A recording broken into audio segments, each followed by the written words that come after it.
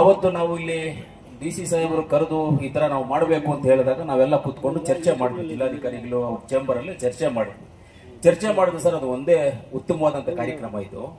ಇಡೀ ನಮ್ಮ ಭಾರತ ದೇಶದಲ್ಲಿ ಇವತ್ತೇನಾದ್ರೂ ನಾವೆಲ್ಲ ಒಂದು ನೆಮ್ಮದಿಯಾಗಿ ಏನಾದ್ರೂ ಓಡಾಡ್ತಾ ಇದೀವಿ, ಗಾಳಿ ನೀರು ಇದೆಲ್ಲ ನಾವು ಈ ರೀತಿಯಲ್ಲಿ ನೆಮ್ಮದಿಯಾಗಿ ಆರಾಮಾಗಿದ್ದೀವಿ ಅಂತ ಹೇಳಿದ್ರೆ ಅದಕ್ಕೆ ಮೊದಲನೇ ಕಾರಣಕರ್ತರು ನಂಬರ್ 1 ಬಂದ್ಬಿಟ್ಟು ನಮ್ಮ ಸಂವಿಧಾನ ಶಿಲ್ಪಿ ಬಾಬಾ ಸಾಹೇಬ್ ಅಂಬೇಡ್ಕರ್ ಅವರು ಕಾರಣಕರ್ತರು. ನಮ್ಮೆಲ್ಲರಿಗೂ ಇವತ್ತು ಬ್ರಿಟಿಷ್ ಆಳ್ವಿಕೆ ಇದ್ದಾಗ ಇವತ್ತು ಯಾರಿಗಾದ್ರೂ ಬ್ರಿಟಿಷ್ ಆಳ್ವಿಕೆ ಹೆಂಗಿತ್ತು ಅನ್ನೋದು ಯಾರಾದ್ರೂ ತಿಳ್ಕೋಬೇಕು ಅಂದ್ರೆ ಅಂಡಮಾನ್ ಹೋದ್ರೆ ಗೊತ್ತಾಗುತ್ತೆ. ಅಂಡಮಾನ್ ಜೈಲಲ್ಲಿ ನಮ್ಮ ಇವರನ್ನ ಬ್ರಿಟಿಷ್ ಅವರು ಯಾವ ರೀತಿಯಲ್ಲಿ ನಮಗೆ ಮಾಡ್ತಾ ಇದ್ರು, ನೇಣ ಹಾಕೋದು ಏನಾದ್ರು ಮರಣದಂಡನೆ ಹಾಕಿದ್ರೆ ಮರಣದಂಡನೆ ಈ ಜೈಲಲ್ಲಿ ಒಳಗಡೆ ಇರೋರಿಗೆಲ್ಲ ಕಾಣಿಸೋ ತರ ಮರಣದಂಡನೆ ಹಾಕೋರು. ಅಂದ್ರೆ ಇವರೆಲ್ಲ ಆ ಶಕ್ತಿ ಕುಗ್ಗೋಗ್ಬೇಕು ಇವ್ರಿಗೆ ಅಂತ.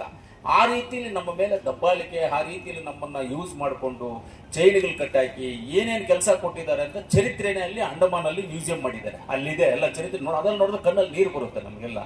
ಅಂತ ಒಂದು ಪರಿಸ್ಥಿತಿಯಲ್ಲಿ ನಾವು ಇರ್ಬೇಕಂದ್ರೆ ನಮ್ಮನ್ನ ಇವತ್ತು ಫ್ರೀಯಾಗಿ ಓಡಾಡುವಂತ ಜಾಗದಲ್ಲಿ ಬಿಟ್ಟಿದ್ದಾರೆ.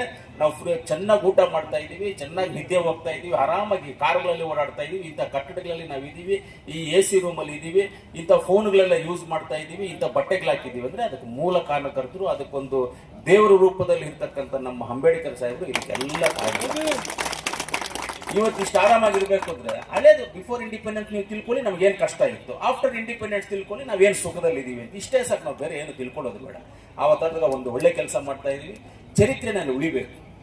ಈ ಕೋಲಾರ ತಾಲೂಕಲ್ಲಿ ಅನೇಕ ದೊಡ್ಡವರು IAS officers, lawyers, KS officers ಎಷ್ಟೋ ಜನ ಇದರಲ್ಲಿ ಇವತ್ತು ನಮ್ಮ ಅವಿಭಾಜಿತ ಜಿಲ್ಲೆಯ ನಮ್ಮ ಎನ್ಫೋಸಿಸ್ ನಾರಾಯಣ ಮೂರ್ತಿ ಅವರಾಗ್ಬೋದು, ನಮ್ಮ ಈ ಭಾಗದ ಅನೇಕ ಹಿರಿಯರು ಪೊಲಿಟಿಷಿಯನ್ಸ್ ರಾಜಕಾರಣಿಗಳಾಗ್ಬೋದು, MV ಕೃಷ್ಣಪ್ಪನವರಾಗ್ಬೋದು, T ಚೆನ್ನೈನವರಾಗ್ಬೋದು, ಲತೀಫ್ ಸಾಬ್ ಆಗ್ಬೋದು, ಆಮೇಲೆ ನಮ್ಮ MV ವೆಂಕಟಪ್ಪನವರಾಗ್ಬೋದು, ಇವಾಗ ರಮೇಶ್ ಕುಮಾರ್ ಇಂಥವ್ರಾಗ್ಬೋದು, ಎಲ್ಲರೂ ಇಂಥ ಹಿರಿಯ ಮುಖಂಡರುಗಳೆಲ್ಲ ಈ ಜಿಲ್ಲೆಯಲ್ಲಿ ಹುಟ್ಟಿ ಅನೇಕ ಬುದ್ಧಿವಂತಿಕೆಯಿಂದ ಹೋಗಿರುವಂಥ ಜಿಲ್ಲೆ ಇದು.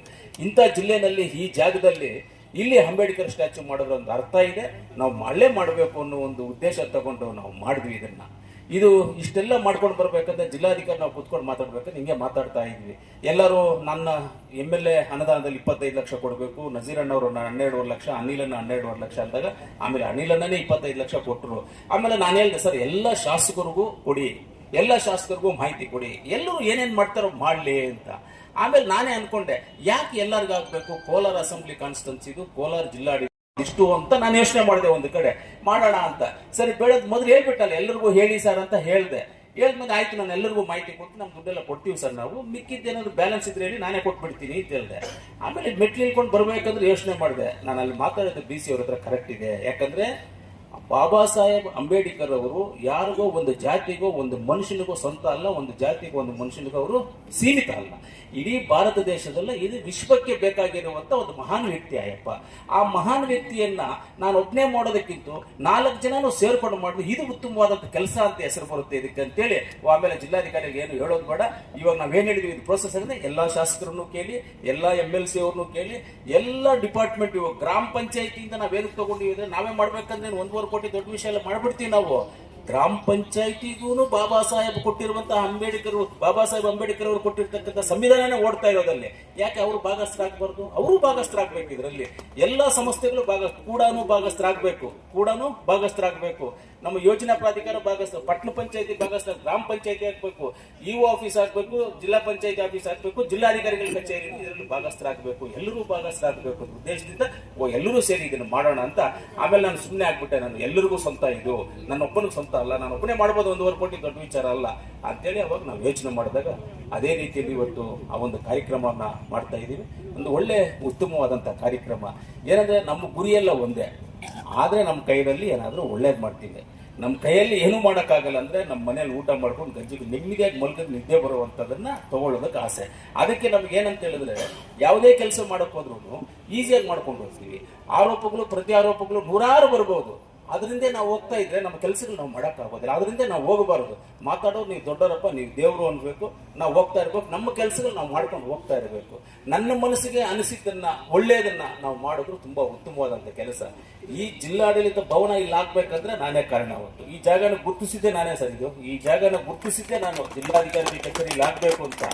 ಆವತ್ತು ನನ್ನ ಮೇಲೆ ಜಿಲ್ಲಾ ಪಂಚಾಯತಿ ಆಫೀಸಲ್ಲಿ ಸ್ಟ್ರೈಕ್ ಮಾಡಿದ್ರು. ನಾನು ರಿಯಲ್ ಎಸ್ಟೇಟ್ಗೆ ಮಾಡ್ಕೊಳ್ತಾ ಇದ್ದೀನಿ ಈ ಆಫೀಸ್ನ, ಯಾಕಂದ್ರೆ ಪಕ್ಕದಲ್ಲೇ ಮನೆ ನಂದು, ಅಟ್ಯಾಚ್ ಮನೆ ಇರೋದು ನಂದು, ಇಲ್ಲಿ ಮನೆ ಇತ್ತಲ್ಲ ನಂದು, ಅವ್ರು ರಿಯಲ್ ಎಸ್ಟೇಟ್ಗೆ ಮಾಡ್ಕೊಳ್ತಾ ಇದ್ದಾರೆ ಅಂತ. ಆದ್ರೆ ಕೋಲಾರ ಜಿಲ್ಲೆನಲ್ಲಿ ಎಲ್ಲೂ ನಂದು 1 ಗುಂಟೆನೂ ಜಾಗ ಇಲ್ಲ ಸರ್. 1 ಗುಂಟೆ, ಇದು ನಮ್ಮ ಅಣ್ಣಂದು ಜಾಗ, ನಮ್ಮ ಅಣ್ಣ ಜಾಗ, ಮನೆ ಕಟ್ಕೊಂಡು ಇಲ್ಲಿದ್ದೀನಿ, ನಾನು ಇಲ್ಲಿದ್ದೀನಿ. ನನ್ನ ಜೋಸ್ನಲ್ಲಿ 1 ಗುಂಟೆ ಜಾಗ ಇಲ್ಲ. ನಾನು ಕರ್ನಾಟಕದಲ್ಲಿ ರಿಯಲ್ ಎಸ್ಟೇಟ್ ಮಾಡಲ್ಲ, ಕರ್ನಾಟಕದಲ್ಲಿ ಏನೂ ಮಾಡೋದೇ ಇಲ್ಲ. ನಾನು ಬಿಟ್ಬಿಟ್ಟಿದ್ದೀನಿ ಕರ್ನಾಟಕದಲ್ಲಿ ಮಾಡೋದಿಲ್ಲ, ನಾನೆಲ್ಲ ಬೇರೆ ಕಡೆ ಎಲ್ಲ ಮಾಡ್ಕೊಳ್ತೀನಿ.